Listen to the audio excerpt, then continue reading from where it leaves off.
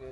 এবং আমাদের সঙ্গে আরেকজন রয়েছেন দাদা, যে ডান্সের আছে, ঠিক আছে, যোগরাজ দাদা, হ্যাঁ গোবিন্দ চৌধুরী, সেও থাকবে।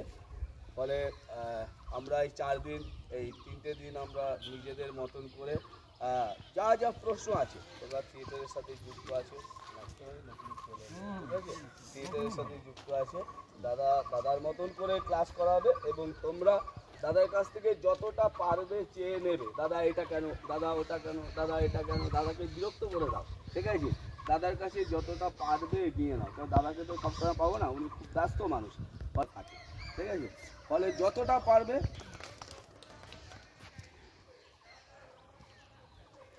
আর তখন তো আমার সম্পর্কে কী বললো সেটা বড় কথা।